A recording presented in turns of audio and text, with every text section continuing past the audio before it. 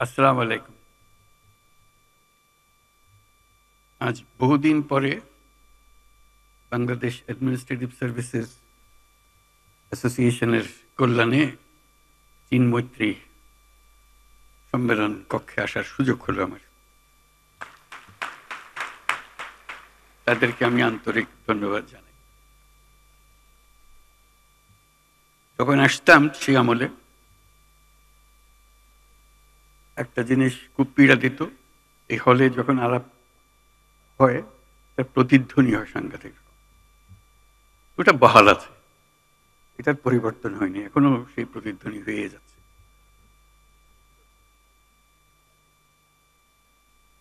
আমি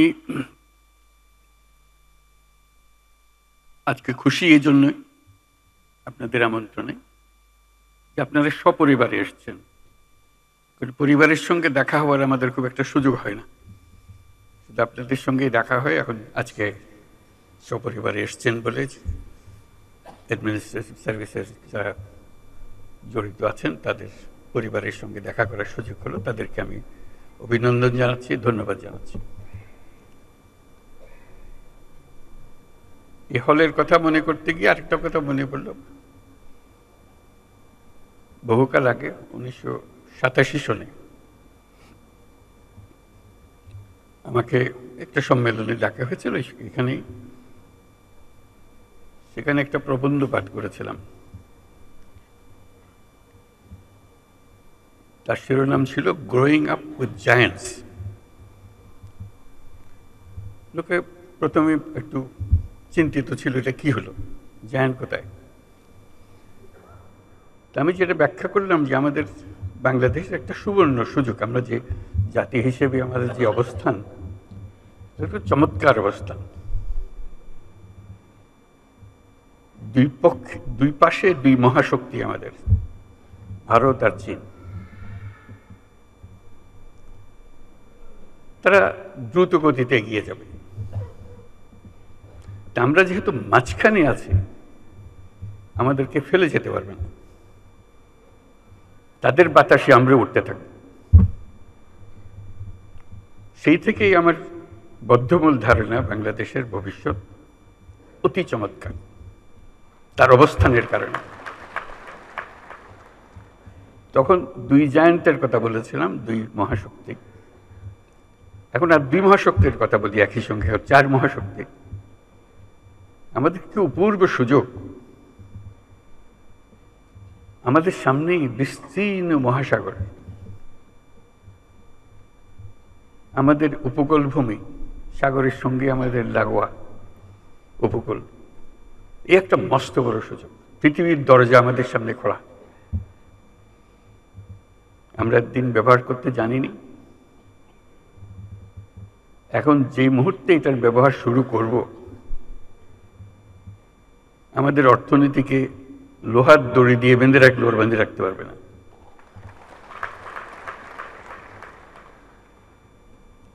এবং আমাদের উত্তরে হলো সে বিখ্যাত হিমালয় পর্বতমালা, যেখানে জমে আছে আমাদের যাবতীয় শক্তি, হাইড্রো পাওয়ার। কত শক্তি দরকার বাংলাদেশের, এখানে সব জমা আছে, হারিয়ে যাচ্ছে না, শুধু নেবার অপেক্ষায়।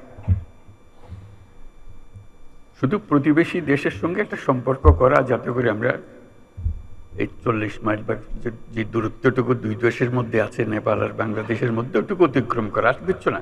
ওরা এক পায়ে খাড়া, নেপাল বারে বারে বলছে আমাদের এটা নিয়ে যাও, আমরা এক পায়ে খাড়া নেবার জন্য।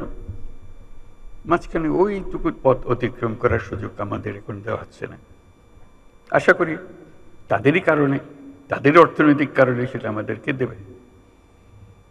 এটা সবার মঙ্গলের জন্য, কারো একজনের উপকার একজনের অপকার এরকম কিছু না। যদি আমরা সেই পথটা খুলে পাই, এখন সামান্য কিছু পেয়েছি, ওটাও কিছুই না, বড় আকারে যদি পাই, বাংলাদেশকে আটকে রাখার কোনো ক্ষমতা কারো নাই। আমরা মহা সৌভাগ্যবান এক জাতি, তার অবস্থানের কারণে। সেই জাতির দুঃখ কেন থাকবে আমি বুঝতে পারি না। এটা আমাদের কপালের দোষ নাকি আমাদের চরিত্রের দোষ না আমাদের চিন্তার দোষ? যদি হয়ে থাকে সেগুলোর থেকে আমরা মুক্ত হই। আমরা তো তড়িৎ গতিতে এগিয়ে যেতে চাই। এটা একটা মহাশক্তিধর অর্থনীতি তৈরি হবে। আজকে কুমিরা থেকে টেকনাফ পর্যন্ত যে উপকূল ভূমি, সেখানে যদি কাতারে কাতারে সব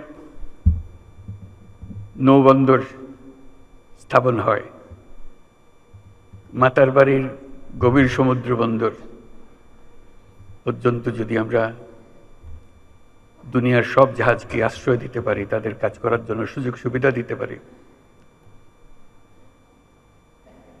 আমাদেরকে আটকাবে কে?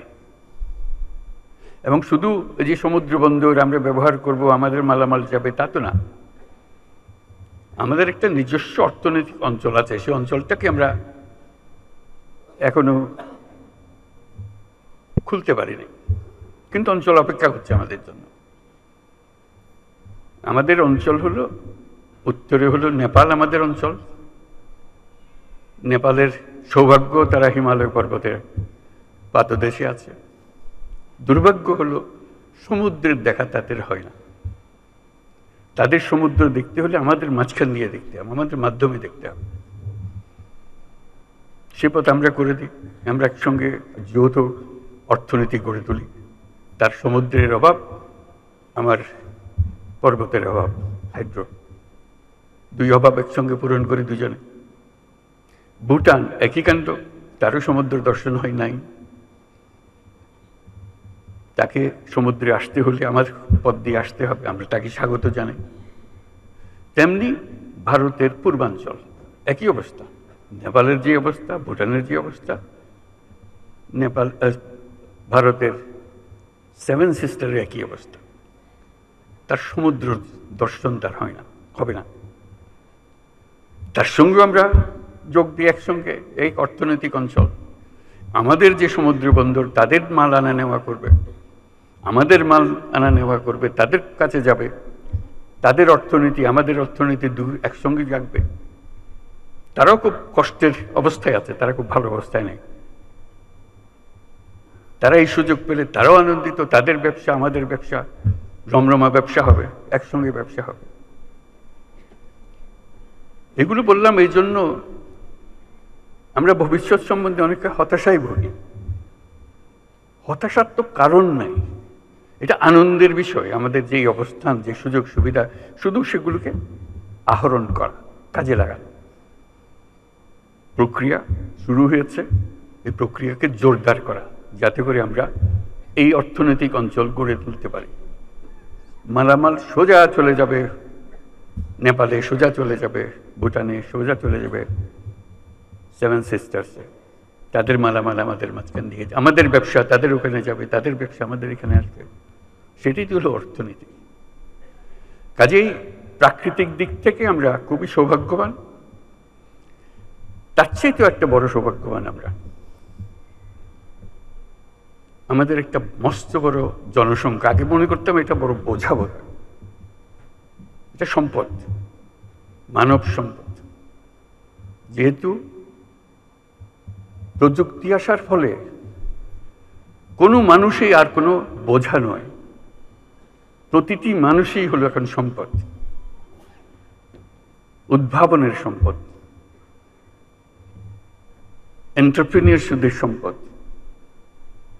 নতুন আবিষ্কারের সম্পদ। আমরা সেই সম্পদের সম্পদশালী। আমরা পৃথিবীর 8ম জনসংখ্যার দেশ। কাজে সোজা কথা না, তলারের জায়গা না, একদম উপরের জায়গা।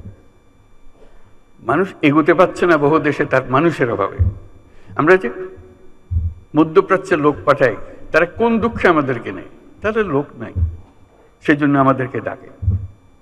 পৃথিবীর সব লোক বসে আছে কখন আমাদের থেকে লোক পাবে। আমি প্রায় বলেছি, চীন যেভাবে অগ্রসর হচ্ছে, চীন হলো সবচেয়ে বেশি সর্বোচ্চ সংখ্যক জনসংখ্যার দেশ। আমাদের যেভাবে অগ্রসর হচ্ছে কিছুদিন পরে বোধহয় আমাদের কাছ থেকে লোক চাইবে, তার এত টান করবে তখন। এই হলো আমাদের সুযোগ। আমাদের সুযোগ শুধু সংখ্যায় না, আমি সংখ্যার উপরে বেশি গুরুত্ব দিচ্ছি না, সংখ্যা গুরুত্বপূর্ণ, কিন্তু প্রতিটি তরুণ বাংলাদেশের মহাশক্তি, মহাপ্রচণ্ড শক্তি। সেই তারুণ্য বিশ্ব জয় করতে পারে। সেই তারুণ্য আমাদের যত রকমের অভাব আছে, যত রকমের ঘাটতি আছে, তার চাইতে অনেক বেশি সে নিয়ে আসতে পারে। সে একটু সম্পূর্ণ ভিন্ন এক প্রজন্ম। সেই প্রজন্মের জন্য দরজা খুলে দিতে হবে। আমরা শুধু বসে আছি দরজা তালা লাগানোর জন্য। এটা বলতে পারি, এটা অনাবশ্যক, যদি সবাই অনুভব করি। আমাদের তারুণ্য জুলাই মাসে যা দেখিয়েছে, আগস্ট মাসে যা দেখিয়েছে, সেটা তো পৃথিবীর একটা অনন্য দৃষ্টান্ত।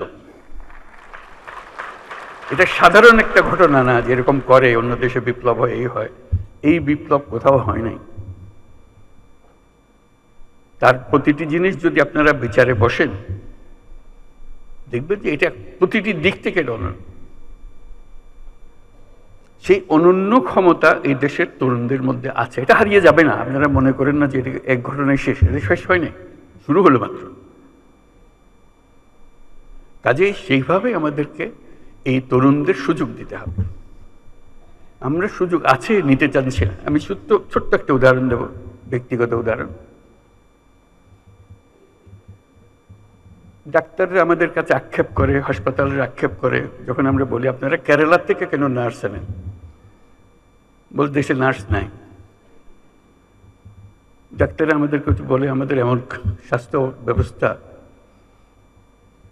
এখানে প্রতিজন নার্সের বিপরীতে আমাদের 3 জন ডাক্তার আছে। রেশিও হলো 1:3, একজন নার্স 3 জন ডাক্তার। পৃথিবীর মানুষ হা হয়ে যায় কথা শুনে।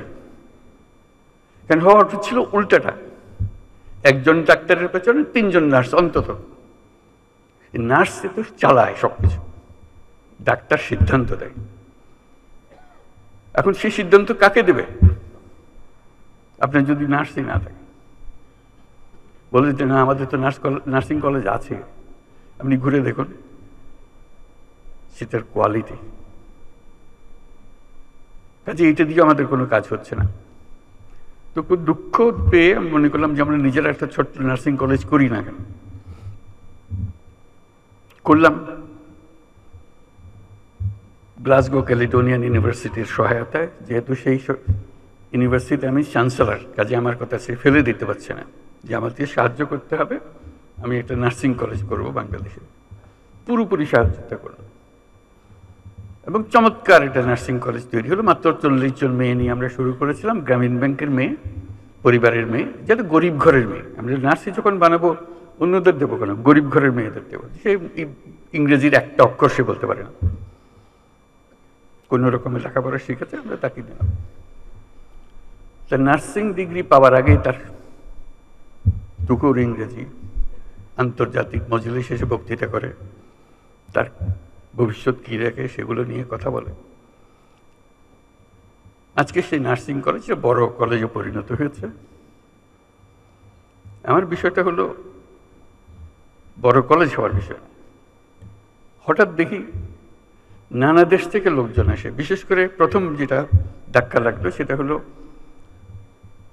ইউকে থেকে, যুক্তরাজ্য থেকে ডেলিগেশন আসলো, রিক্রুটার আসলো, বললো যে আপনাদের এই নার্সিং কলেজে যত ছাত্রী পাশ করে, গ্র্যাজুয়েশনে যত থাকে, আমরা সবাইকে যুক্তরাজ্যে নিয়ে যাব। আপনাদেরকে অফার দিলাম, আপনারা কি কি চান সব আমাদেরকে বলেন, আমরা সেটা পরিপূর্ণ করব। আমি অবাক হয়ে গেলাম, আমরা তো যুক্তরাজ্যে পাঠানোর জন্য নার্স বানাচ্ছি না এখানে। তবু বুঝতে চেষ্টা করে বলি আমাদের নার্সের ভীষণ অভাব। যেখান থেকে বাড়ি আমাদের উপর হুকুম হয়েছে নার্স জোগাড় করতে হবে এবং আমাদের তালিকায় আপনাদের নামও আছে। তা আমরা আপনাদের কাছে এসেছি আপনাদের এন্টায়ার ক্লাস, আমাদের আর কোনো পরীক্ষা দিতে হবে না, কিছু দিতে হবে না, শুধু আপনারা সার্টিফিকেট দেবেন, আমরা নিয়ে যাব। তা আমি তাদের কাছে বিনয়ের সুরে বললাম যে এটা আমাদের দেশের জন্য করেছি, আমরা তো দিয়ে দেবো না এদেরকে, এদেরকে এই দেশের কাজ করার জন্য দেবো, তবে আমাদের শুধু নিজেদের পরীক্ষা করার জন্য 2 জন কি 3 জন দেবো, যাতে আমরা দেখি ওরা কীরকম কাজ করে, আপনাদের পাল্লায় এরা উঁচু স্তরে না নিচু স্তরে, কোন স্তরে।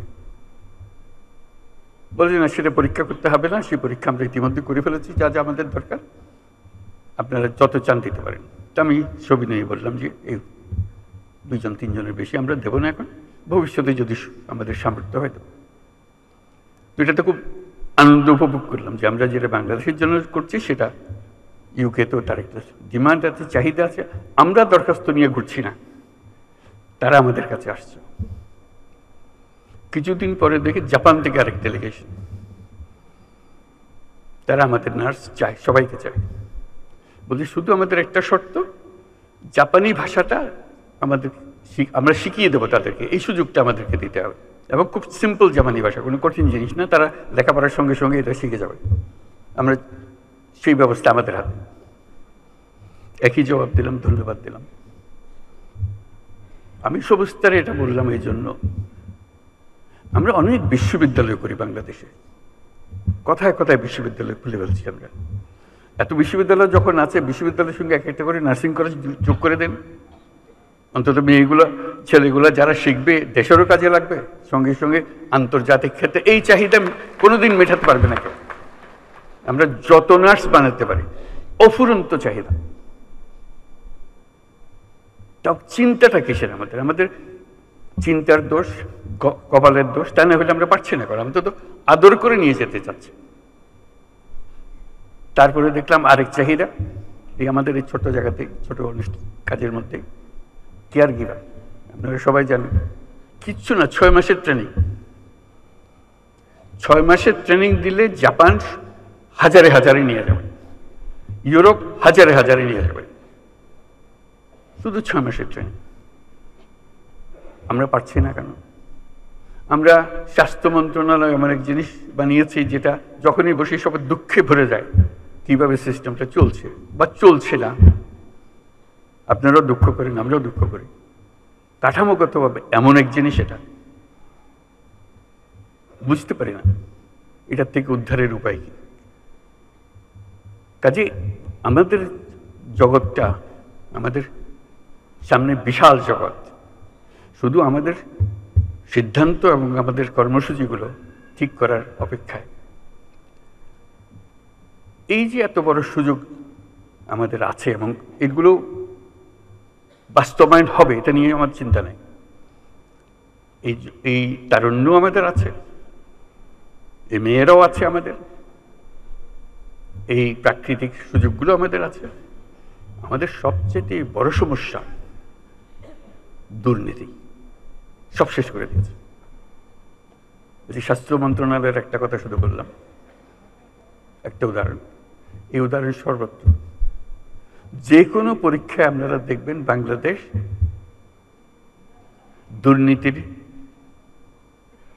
তালিকায় সর্বনিম্নে। সততা বলে আমাদের আর কোনো জিনিস নাই, শৃঙ্খলা বলতে আমাদের আর কোনো জিনিস নাই। কাজে এই দুর্নীতি থেকে বাইর না হলে এই কোনোটাই হবে না। আমরা আজকে অ্যাডমিনিস্ট্রেটিভ সার্ভিসেসের সমিতির সম্মেলনে এসেছি। কাজে এই দুর্নীতি কোথায় আছে, কিভাবে আছে, তাদের অজানা নয়। এবং এটা ছাড়া, এটার থেকে উদ্ধার পাওয়া ছাড়া বাংলাদেশের কোনো গতি নাই। এটার থেকে বের হতেই হবে আমাদের। আর সব কথা আপনি বাদ রেখে দেন, আমরা সব বুঝি। এটার থেকে বেরোতে হবে। এটার থেকে আমরা কেউ মুক্ত হতে পারছি না, এমন গভীরে ঢুকে গেছে এটা। এবং আমরা যত বক্তৃতাই করি, এটা অসার বক্তৃতা। যদি না ওই স্কেলে আমরা একটা সৎ জাতি হিসেবে নিজেকে প্রতিষ্ঠিত করতে না পারি, আমরা অল্প সময়ের জন্য অন্তর্বর্তী সরকারের মধ্যে আছি, দুর্নীতির কতটুকু সমাধান দিতে পারবো জানি না। তবে আসাম থেকে আমরা একটা চেষ্টা করছি, দেখেছি অতীতেও চেষ্টা হয়েছে এটা, কিন্তু কাগজে পত্রের চেষ্টার মতো রয়ে গেছে, এটা কাজে লাগেনি। একটা চেষ্টা আজকে সকালেও বলছিলাম, সেটা এটা হচ্ছে অনলাইন সার্ভিস। সব তৈরি আছে, কাজে লাগাতে পারছে না। নানা রকমের ব্যাখ্যা আসে কেন এটা কাজে লাগাতে পারছে না। যে লোক যায় অনলাইন সার্ভিস ট্যাক্সটা দেওয়ার জন্য, বলছে সার্ভার ডাউন হয়ে গেছে। সুন্দর সুন্দর ব্যাখ্যা, অর্থাৎ আপনাকে সে দেবে না, সে সার্ভার ডাউন। আরেক জায়গায় আরেক ব্যাখ্যা দেবে না, ভূমি মন্ত্রণালয়, তার সব কিছু রেডি আছে। এমন জায়গা নেই আন্তর্জাতিক সহায়তার কারণে এগুলো তৈরি হয়েছে, কাজে লাগানো হয়নি। আন্তর্জাতিক সম্প্রদায় চাই আমরা দুর্নীতিমুক্ত হই, কারণ দুর্নীতিমুক্ত না হওয়া পর্যন্ত আমার সঙ্গে ব্যবসা বাণিজ্য কিছুই চলছে না। তারাও চায় আমাদের সঙ্গে ব্যবসা বাণিজ্য করে তাদের লাভের জন্য, কিন্তু আমরা তাদেরকে সুযোগ দিতে চাই না। আমরা ব্যক্তিগত সুযোগ নিয়ে ব্যস্ত আছি, জাতির সুযোগের জন্য আমরা মোটেই চিন্তিত না। আমাদের সেই চিন্তা পাল্টাতে হবে। কাজে অনুরোধ, আজকে যারা সরকারের কার্যক্রমে আছেন, কিন্তু সরকারটা হলো গোড়া, দুর্নীতির গোড়া হলো সরকার, সেখান থেকে সরকার বিস্তৃত হয়।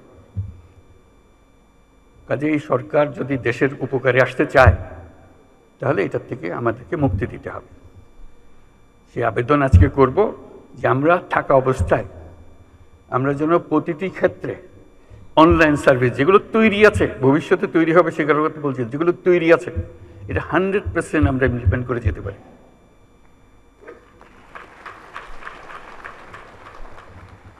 কেউ যেন এটা বাধা দেওয়ার জন্য আবার কোমর বেঁধে লেগে না যায়, কারণ কোমর বেঁধে লেগে যাওয়ার যথেষ্ট কারণ আছে। কারণ এটি দিয়ে তো তার যত কিছু সুযোগ সুবিধা তার পেত, এটা বন্ধ হয়ে গেলে তার হবে তাকে। কাজে সে নানা ব্যাখ্যা দেবে, নানা ব্যাখ্যার কোনো অন্ত নাই এগুলোর, নানা ব্যাখ্যা দেবে যে এটা থেকে মুক্তি পাওয়ার জন্য। আমরা তাদেরকে মুক্তি দিতে চাই না। আজকে সকালের মিটিংয়ে যেটা বলছিলাম, যে জেলা, যেহেতু ডিসি সাহেবদের সঙ্গে আলাপ করছিলাম, যে জেলাগুলোকে এখন আমরা স্কুলের রেজাল্টের মতো ফার্স্ট, সেকেন্ড, থার্ড, ফোর্থ করব। কে ফার্স্ট হলো, কে সেকেন্ড হলো, প্রতি মাসে সেটা আমরা ফলাফল প্রকাশ করব।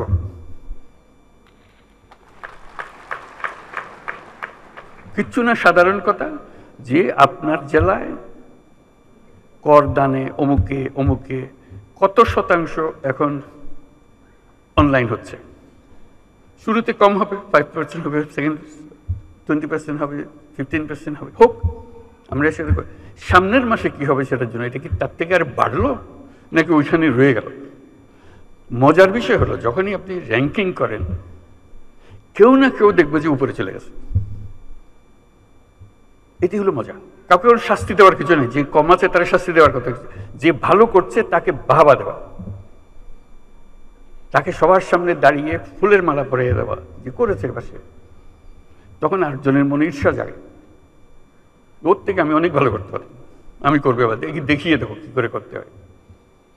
ওই দেখিয়ে দেবার মেজাজটা যেন আমরা অর্জন করতে পারি। ওই র্যাঙ্কিং প্রতি মাসে আমরা এটা ফলাফল প্রকাশ করতে চাই। সবাই তার বন্ধু বান্ধব সব জেলা দেখবে, কে কোন জেলা ফার্স্ট হলো, কোন জেলা সেকেন্ড হলো, কোন জেলা থার্ড হলো। যারা উপরে থাকবে তাদেরকে আমরা অভিনন্দন জানাবো, যারা নিচে গেলো তাদেরকে উৎসাহ দেবো যে দেখো, চেষ্টা করে দেখো, আর একটু উপরে উঠতে পারবে না, গতবার তো তুমি ভালোই করতেছিলে, আবার নিচে নেমে গেলে কেন, কী হয়েছে আমাদেরকে বলো, তোমার কি সাহায্য করে, যাতে করে আস্তে আস্তে ওই 100%-এ চলে যেতে পারে। অর্থাৎ আমার জেলায় যে কোনো জায়গা যেখানে আমার অনলাইনের সিস্টেম আমাকে দেওয়া হয়েছে, আমি 100% এটা ইমপ্লিমেন্ট করেছি। এই প্রতিজ্ঞা আমরা আজকের সবাই নিয়ে নিলাম। এটা শুধু আমার অনুরোধ, আমরা থাকতে থাকতে করে ফেলেন, যেহেতু আমাদেরও একটা আগ্রহ আছে জিনিসটা করে যাওয়ার, আপনাদেরও নিশ্চয়ই আগ্রহ আছে দেশের এই বড় কাজটা করে যাওয়ার। কারণ এটা হলো লোহার ফটক, এটা অতিক্রম না করলে উন্নতি বলেন কি বলেন কিচ্ছু আসবে না, কিচ্ছু হবে না। সম্মান, উন্নতি, যাই কিছু বলেন, কিচ্ছু হবে না। এটা ভদ্র লোকের সংসারের মতো হতে হবে, যে আমরা দুর্নীতিমুক্ত জাতি। সিঙ্গাপুরের মতো দেশ যদি দুর্নীতিমুক্ত হয়, আমার পাশের দেশ, আমাদের কি কি আছে, করতে পারবো না। আমরা পারবো যদি আমরা সবাই মিলে এই কাজটা, আর কিচ্ছু না, শুধু একটা জিনিস বলতেছি, আর বহু জিনিস আছে, বহু কাজ আছে যেখানে দুর্নীতিতে ডুবে আছে। আমরা শুধু একটা জিনিস, অন্যগুলো চেষ্টা করব কিন্তু হয়তো পরিষ্কারভাবে ধরতে পারবে না কোথায় কি হচ্ছে, কিন্তু এটাতে আমরা পারবো। এটাতে শুধু অনলাইন সার্ভিসটা প্রোভাইড করা, এটাতে সফল হলে দেখবে যে আরো উৎসব আসবে। বহু রকমের বুদ্ধি আছে, দুর্নীতি কেবল আমাদের দেশে না। এবার জাতিসংঘের বৈঠকে যখন আলাপ করছি, তখন এক বৈঠকে ইউরোপিয়ান ইউনিয়নের যিনি প্রেসিডেন্ট উর্সুলা, তার সঙ্গে আলাপ করতেছিলাম। বললাম যে আমরা দুর্নীতিতে সাংঘাতিক অবস্থায় আছি, আমাদেরকে সাহায্য করতে হবে, কিভাবে আমরা দুর্নীতি থেকে মুক্ত হব, কি কি মেকানিজম আছে, কি কি টেকনোলজি আছে, যেগুলো আমাদেরকে দেখিয়ে দিতে হবে। উনি হাসলেন, বলে সমস্যাটা শুধু একা তোমার না। আমি যে কেন? বলে এই সমস্যা তো আমাদের ইউরোপিয়ান ইউনিয়নেরও। আমি খুব অবাক হলাম, আমাদের সমস্যা কোথায় আর ইউরোপিয়ান ইউনিয়নের সমস্যা কোথায়? উনি বলে যে দেখো তো, আমাদের বিরাট অসংখ্য দেশ, 27টা দেশ। এই 27টা দেশ যখন আমরা তাদেরকে প্রথম ইউরোপিয়ান ইউনিয়ন শুরু করে একজন একজন করে নিতে হচ্ছে, ঢুকাতে হচ্ছে, এবং আমাদের প্রথম প্রতিজ্ঞা হলো ধুয়ে মুছে পরিষ্কার না হওয়া পর্যন্ত ওইটাকে আমরা ইউরোপিয়ান ইউনিয়নে ঢুকাবো না।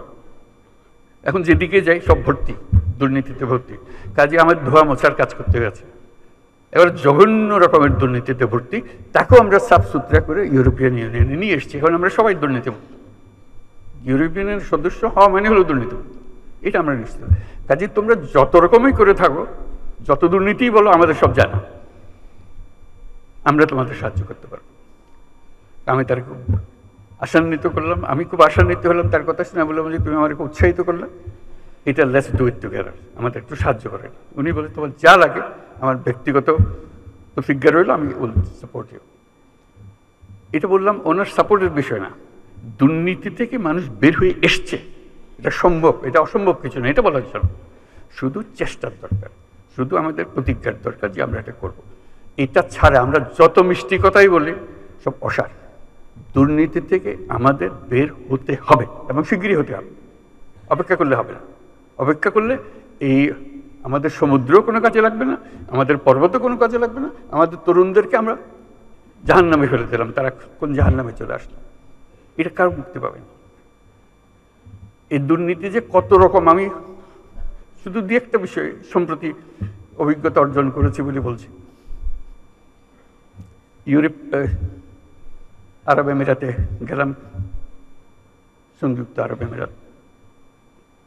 আমাদের লোকের কাহিনী বর্ণনা করেছিল তাদের অফিসে, বলছে আমরা তোমাদের কোনো ডকুমেন্ট আমরা বিশ্বাস করতে পারি না, এত ভুয়া। কাজের লোক হয়তো সে, কিন্তু সে সার্টিফিকেট নিয়ে এসছে, মেডিকেল ডক্টরের সার্টিফিকেট। জলজন্ত আমরা দেখতেছি ডাক্তার হইতেই পারে না, দেখা যাচ্ছে ডাক্তার না সে, কিন্তু সার্টিফিকেট নিয়ে এসছে, ডাক্তারের সার্টিফিকেট। ওই ডাক্তারের সার্টিফিকেট নিয়ে চাকরি নিয়ে এখানে এসছে। আমরা কতটা বাছাই করবো? আমরা লজ্জায় মাথা হেঁট হয়ে যায় যে আমরা এটা কিছুই করতে পারতেছি না। আমরা চাকরি চাই, কিন্তু পরিষ্কারভাবে চাই। এরকম ভুয়া একজন যে চাকরি দিচ্ছে, তাকে আমি নিজেকে ডাক্তার বলে পরিচয় দিয়ে গেলাম, আসলে শেষ পর্যন্ত গিয়ে চাকরি নিব কোথাও, শুধু এখানে পার হওয়ার জন্য ডাক্তারের সার্টিফিকেট তার দরকার হয়েছে। এবং আমরা কেউ না কেউ তাকে এই সার্টিফিকেট দিচ্ছি, নিশ্চয়ই অর্থের বিনিময়ে দিচ্ছি।